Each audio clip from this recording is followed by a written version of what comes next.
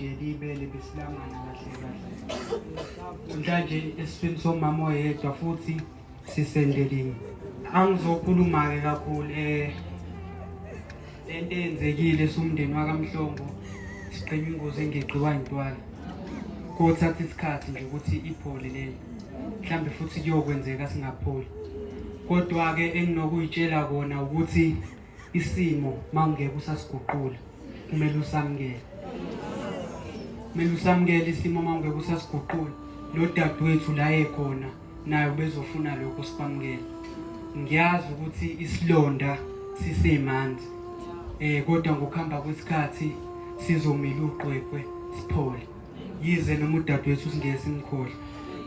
Into eyenzeka-ke nje la ngizochaza nje ngikubeke konke. Udadewethu kwakunephathi lapha kamakhelwane. Yabo. Sahamba nje ekseni sayonqumela utshani. Wabuya wathi uye ephathini. Wahamba nje kusakhanya. Uthi hayi okay hayi kulungile.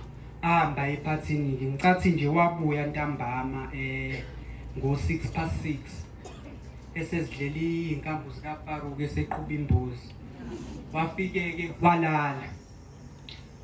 Mayilala wavuka futhi. Ukusho kuyingane ngoba ingane zasekhaya wahamba phambi kwazo. Wavuka ngo-11 wahamba.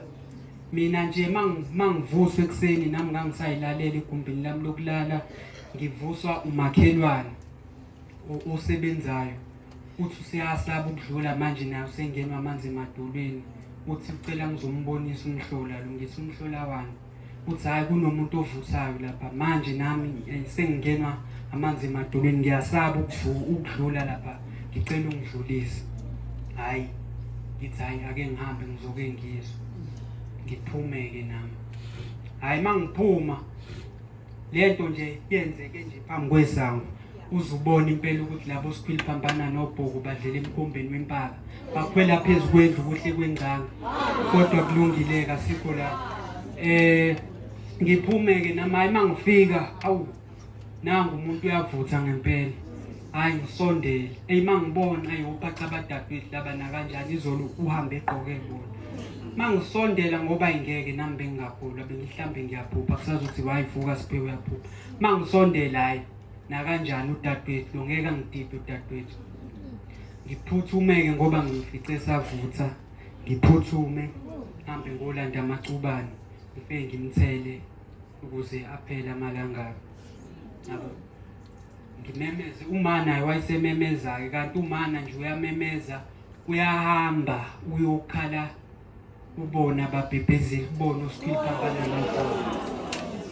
Umana nje uyokhala kubona labantu abenze lento. Yabo. Abantu esibathembe kangaka. Yabo. Umuntu ungathi umuntu mayihlekela bese utshela ukuthi uyakuthanda ukukhathalela. Nenja mayikuvezela amazinyo. Nenja ngaphambi kokuthi kulunge kuvezela amazinyo. Yabo. Kodwa-ke kulungile. Ngizothanda nje ukubonga kakhulu.